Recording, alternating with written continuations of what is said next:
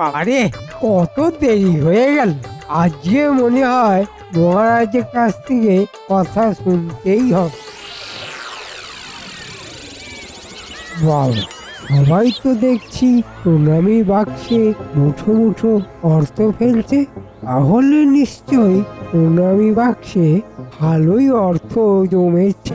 ইস, মনটা কেমন যেন আকুপাকু করছে ওই প্রণামী বাক্সটা হাতে পাবার জন্য। কিন্তু কি করে বাক্সটা হাতাবো? কি করি? আচ্ছা, সামনেই তো শিবরাত্রি। মহারাজকে কিছু উল্টো পাল্টা বুঝিয়ে ব্যবস্থা করতে হবে। আর সেই সুযোগেই প্রণামী বাক্সটা আমাকে হাতাতেই হবে। যাই তাড়াতাড়ি রাজবাড়িতে যাই।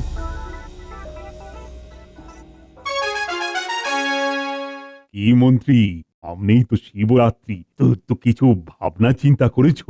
হ্যাঁ, হ্যাঁ মহারাজ, আমি আজকেই এই বিষয়ে আপনাকে একটা কথা বলবো বলে ভেবেছিলাম।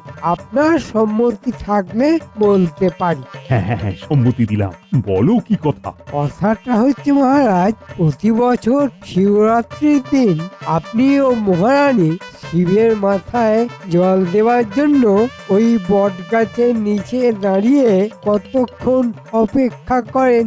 কত রোদের মধ্যে আপনাদের প্রহরের পর প্রহর দাঁড়িয়ে থাকতে হয়। তাই ভাবছিলাম যদি এই বছর রাজবাড়িতে একটা শিব পুজোর আয়োজন করা যায় তাহলে কেমন হয় মহারাজ?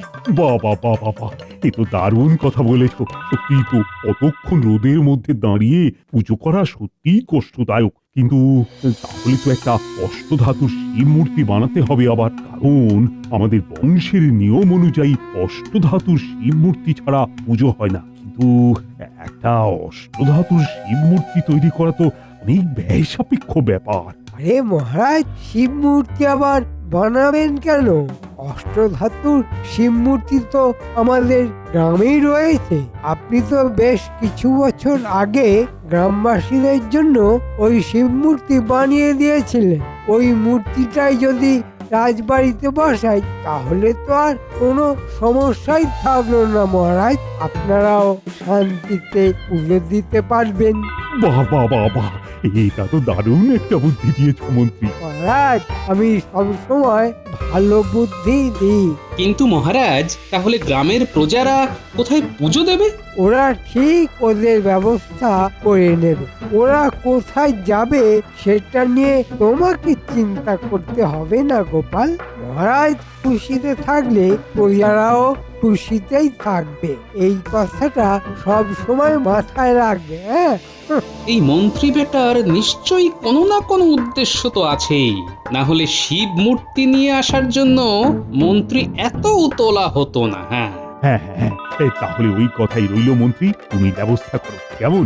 আর শিবরাত্রির আয়োজনও কিন্তু তোমাকেই করতে হবে। হ্যাঁ, আপনি কিচ্ছু চিন্তা করবেন না মহারাজ, আমি ঠিক সব সামলে নেব। এইবার প্রণামী বাক্স আমার হাতে আসছে, এটা একবারে পাক্কা।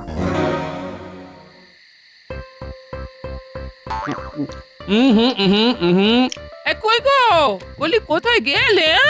ওই যে আসছেন পাড়া বেরিয়ে। এই যে, তুমি এখানে বসে মুড়ি চিবাচ্ছ?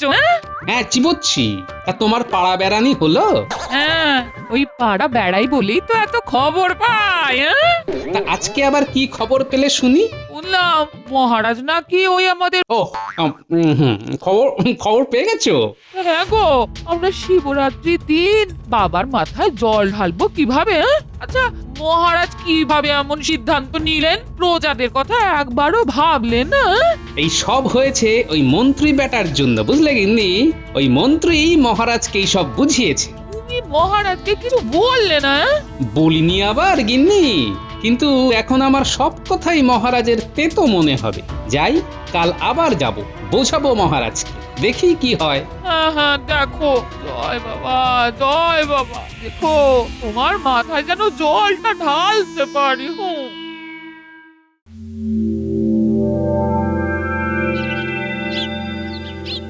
দেখি মহারাজকে আরেকবার ভালো করে বুঝিয়ে বলতে হবে যে ওই মন্ত্রী যা বলছে তাতে যেন মহারাজ কান না দেন। আরে মন্ত্রী বেটা দেখছি এখানে কি যেন একটা বলছে মহারাজকে, আমাকে আড়াল থেকে সব শুনতে হবে। এই নাও মন্ত্রী, এখানে 500 মোহর আছে, তুমি কিন্তু বুঝে শুনে বাজার ঘাট করো। মহারাজ, আপনি কিচ্ছু চিন্তা করবেন না, আমি বুঝে শুনে সব আয়োজন করে নেব। হ্যাঁ হ্যাঁ, লাগলে আরো দেব, কিন্তু দেখো বাবার পুজোয় যেন কোনো ত্রুটি না হয়। আপনি একেবারে নিশ্চিন্তে থাকুন মহারাজ, কোনো ত্রুটি হবে না। বেশ বেশ, যাও যাও, তাহলে সব আয়োজন শুরু করে দাও। আজ্ঞে মহারাজ।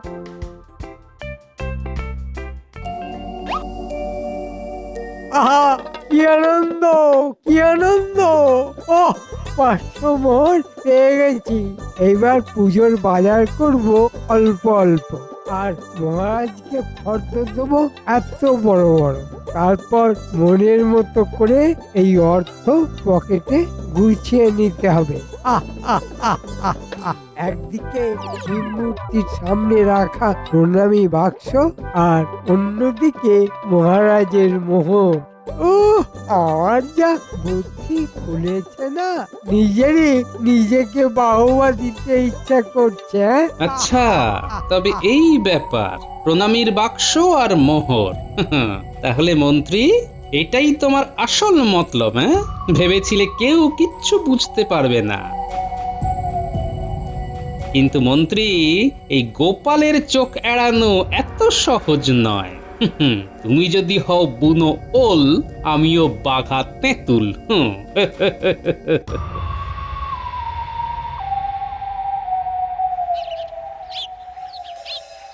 মহারাজ, আসবো? আরে গোপাল, তুমি এসো এসো এসো, ভেতরে এসো। বলো গোপাল, বলো। মহারাজ, অনেক আয়োজন, পুজোর বাজার, তারপর ভোগের বাজার, মন্ত্রী মশাই কি একা হাতে সামলাতে পারবেন মহারাজ? হ্যাঁ হ্যাঁ হ্যাঁ হ্যাঁ, সেটা তো আমি একেবারে ভেবেই দেখিনি, কিন্তু কাকে আর দায়িত্ব দেবো বলো তো, মানে কে নেবে? কেন মহারাজ, আমি আছি কি করতে? হ্যাঁ, তুমি দায়িত্ব নেবে? বাবা বাবা বাবা, তাহলে তো খুব ভালোই হলো। দাঁড়াও দাঁড়াও, আমি এক্ষুনি মন্ত্রীকে ডেকে পাঠাচ্ছি।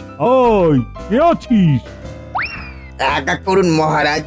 মন্ত্রীকে এক্ষুনি ডেকে আন। আজ্ঞে মহারাজ। আমাকে ডেকেছিলেন মহারাজ? ওই তো মন্ত্রী চলে এসেছে। এসো এসো মন্ত্রী, ভেতরে এসো। টিকুটা আবার এখানে কেন, কে জানে? এই যে মন্ত্রী, বাবার পুজোর সম্পূর্ণ দায়িত্ব নিজের কাঁধে নিয়ে নিয়েছো, তো তোমার তো খুব চাপ হয়ে যাবে মন্ত্রী। হ্যাঁ, সে একটু হবে মহারাজ, কিন্তু আমি সব সামলে নেব। না না না না না মন্ত্রী, তোমাকে একা এত দায়িত্ব নিতে হবে না, গোপাল তোমাকে সাহায্য করবে সব কাজে। হ্যাঁ, গোপাল? জানতাম এই টেকোটা ঠিক আমার পরিকল্পনায় বাধা দেবে। হ্যাঁ গোপাল, গোপাল থাকলে তোমার কাছে কত সুবিধে হবে বলো তো, দুজনে মিলে সবটা গুছিয়ে করে নিতে পারবে। মহারাজ একেবারে ঠিক কথা বলেছেন, কি তাই না মন্ত্রী মশাই? এইবার মন্ত্রী জব্দ হবে। তাহলে মন্ত্রী মশাই, পুজোর জিনিস কিনতে কবে বাজারে যাবেন?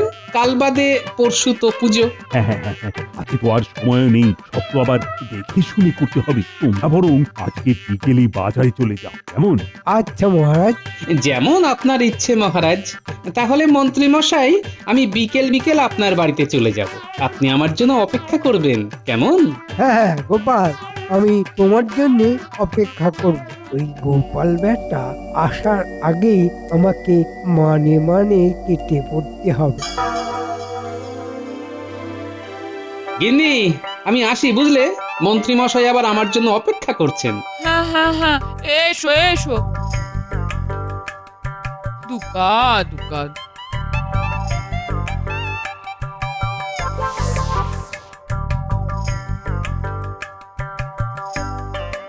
আরে গোপাল দাদু যে, কোথায় যাচ্ছ? রাজবাড়ির পুজোর বাজার করতে মন্ত্রী মশাইয়ের সাথে। তা তোরা সব কোথায় গিয়েছিলি? আরে আমরাও তো বাজারে গিয়েছিলাম এই চুম্বকটা কিনতে। চুম্বক? হ্যাঁ, বাজারে একটা বড় চুম্বকের দোকান এসেছে। অনেক রকমের চুম্বক পাওয়া যাচ্ছে। এই দেখো, আমরাও কিনেছি। বেশ বেশ। কিন্তু দাদু, তুমি তো বললে তুমি মন্ত্রী মশাইয়ের সাথে যাবে, হ্যাঁ, কিন্তু আমরা তো দেখলাম মন্ত্রী মশাই ওই বটা ঘটাকে নিয়ে বাজারের দিকে যাচ্ছে। হ্যাঁ, মন্ত্রী বটা ঘটাকে নিয়ে বাজারে গিয়েছে। হ্যাঁ দাদু, খুব তাড়াতাড়ি হেঁটে হেঁটে যাচ্ছিল। বটে। মন্ত্রী বেটা, তুমি আমাকে বোকা বানাবে ভেবেছো? হ্যাঁ কিন্তু সেই ইচ্ছা তো তোমার কোনো দিনও পূর্ণ হবে না মন্ত্রী। ঠিক আছে, আমি যাই এখন, বুঝলি? পরে তোদের সাথে কথা হবে। আচ্ছা দাদু।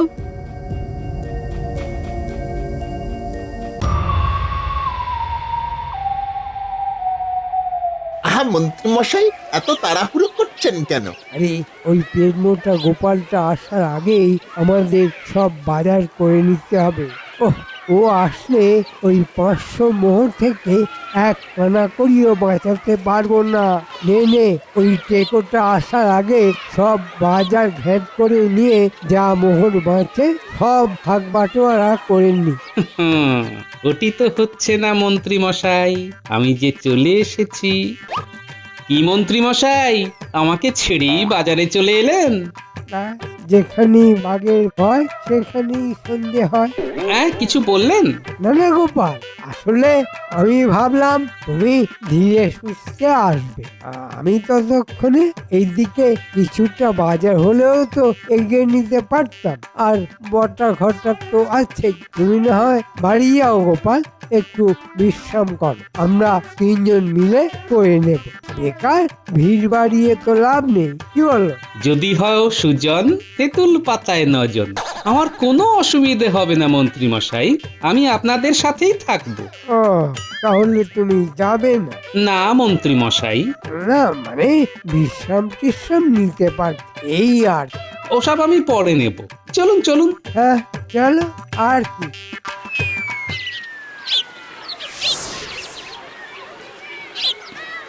তাহলে বাজার শেষ।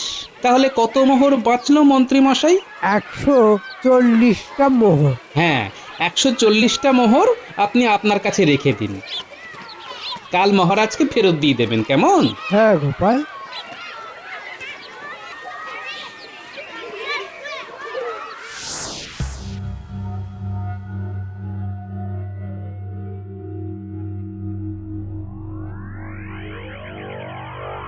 বাজার শেষ। মন্ত্রী মশাইকে এক মোহরও এদিক ওদিক করতে দিইনি। এবার শুধু পড়ে থাকলো মহাদেবের মূর্তিটা। ওই গো, এসো, খাবে এসো।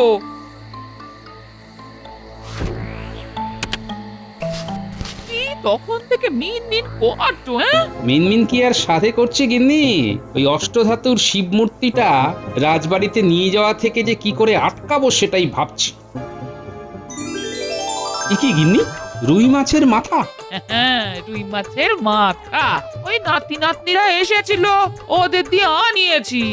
এত চিন্তা ভাবনা করছো, একটু রুই মাছের মাথা খেলে বুদ্ধিটা আরো তাড়াতাড়ি খুলবে। হ্যাঁ, বাহ, বেশ বেশ ভালো করেছো। কিন্তু ওই নাতি নাতনিদের একটু মাছ খেতে দিয়েছো তো? ও সব তোমাকে বলতে হবে না, আমি সবাইকে মাছ ভাজা দিয়েছি। হ্যাঁ, এই বলি ওরা আবার কি চুম্বক না কি জানো একটা কিনেছে। ও বাবা গো, ওটা লোহাতে যেই লাগাচ্ছে অমনি আটকে যাচ্ছে। হ্যাঁ, খুব মজার জিনিস জানো। চুম্বক? হ্যাঁ, চুম্বক পেয়েছি গিন্নি। কি পেয়েছো? গিন্নি, এমন একটা উপায় পেয়েছি যাতে তোমরা গ্রামের মেয়ে বউরা শিবের মাথায় জল ঢালতে পারো। পেয়েছো? যাক বাবা, বলি বাবাই তোমাকে পথ দেখিয়েছে। জয় বাবা ভোলেনাথ, জয় বাবা ভোলেনাথ। হ্যাঁ, ওই ভোলেনাথের নামে আমাকে আরো দুটো মাছ ভাজা দাও দেখি। হ্যাঁ হ্যাঁ, দি দি দি।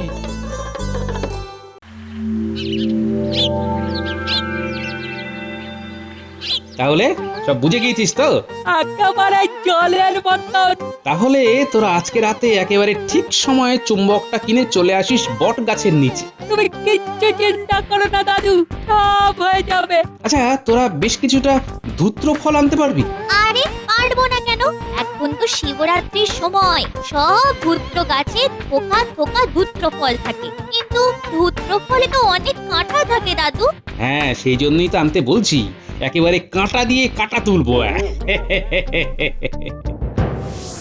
কিরে, চুম্বক এনেছিস? এই নাও দাদু, দুটো বড় বড় চুম্বক। আর ধূত্র ফল? এই যে দাদু। ব্যাস, এইবার তোরা ওই প্রণামী বাক্সের থেকে সব অর্থ বের করে নিয়ে এক জায়গায় রাখ, আর ওই বাক্সে ধূত্র ফলগুলো ঢুকিয়ে দে। তারপর প্রণামী বাক্সের মুখটা ভালো করে আটকে দিবি, যাতে বাইরে থেকে কেউ বুঝতে না পারে ওর মধ্যে ধূত্র ফল আছে। তোরা এটা কর, আর আমি এই দিকে আমার কাজটা সারি। আচ্ছা দাদু।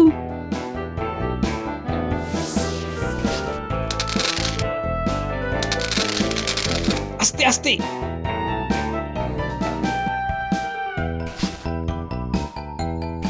জয় বাবা, দোষ নিও না বাবা, রাজ্যের সবার কথা মাথায় রেখে আমাকে এই কাজটুকু করতে হচ্ছে। এই গুটে পুঁটি, সবাই এদিকে আয়, কুর্তিটা ধর, আমি চুম্বকটা লাগিয়ে দিই।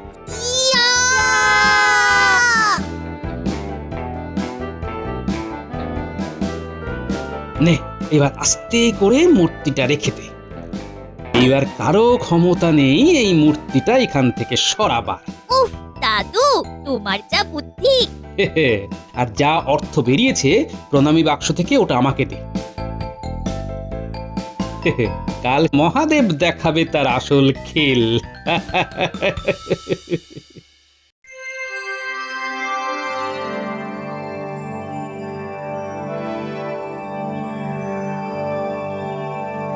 যাও যাও, তাহলে সব আয়োজন শুরু করে দাও। হ্যাঁ মহারাজ, এই যাও।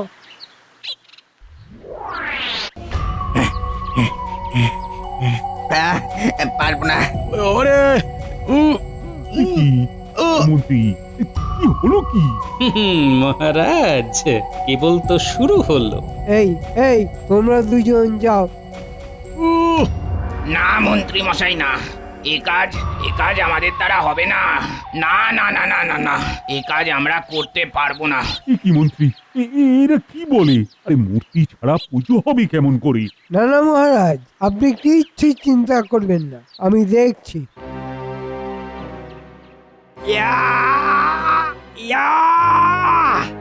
ওরে আরে, ও ওরে বাবা রে, ও ও না মহারাজ, না, সত্যি সত্যি, ও ও তাহলে তাহলে এখন কি করব? তাহলে আর কি, তখন এখানেই পুজোটা আয়োজন করা হোক মহারাজ। কি বলো সবাই? হ্যাঁ, এখানেই পুজো হোক, এখানেই পুজো হোক। এখানেই পুজো হোক। হ্যাঁ, আর তো কিছু করার নেই, এখানেই হোক তবে। নাও, এইবার সবাই এক এক করে মহাদেবের মাথায় জল ঢালো। আচ্ছা পুরোহিত মশাই, চলো চলো, এসো সবাই এসো, বাবার মাথায় জল ঢালতে এসো। এই মহারানী, আপনি আগে বাবার মাথায় জল দিন। আচ্ছা।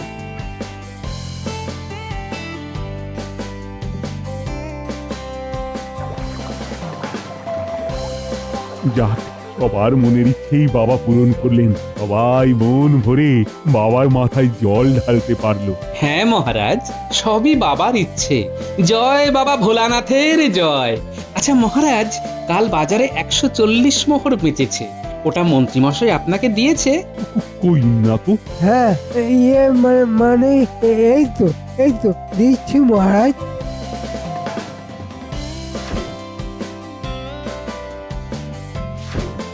আচ্ছা বেশ, তাহলে চলো, ওইদিকে তো প্রসাদ খাওয়া শুরু হয়ে গিয়েছে, আমরাও তাহলে বসে পড়ি।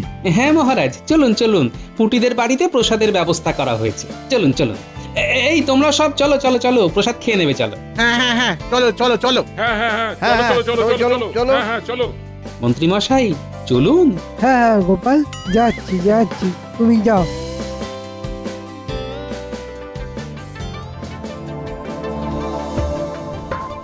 মোহর হাতাতে পারিনি এই টেকোটার জন্য, কিন্তু প্রণামীর বাক্সটা হাতছাড়া করা যাবে না।